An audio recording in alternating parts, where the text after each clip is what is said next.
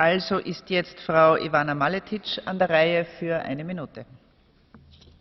Zahvaljujem predsjedavajuća. Direktiva iz 2004. o provedbi prava intelektualnog vlasništva bila je važan korak prema usklađivanju nacionalnih zakonodavstava kako bi se osigurala jedinstvena i ujednačena zaštita intelektualnog vlasništva te pomoglo u borbi protiv krivotvorenja, zaštiti patenata i autorskih prava na jedinstvenom tržištu.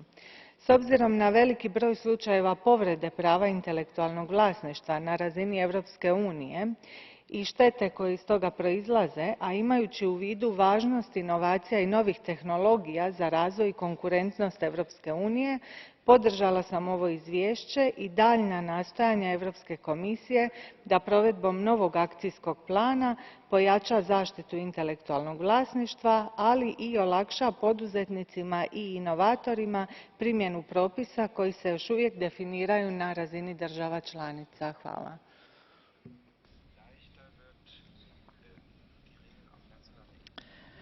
Danke sehr. Und der letzte Redner ist nun Herr Sean Kelly für eine Minute.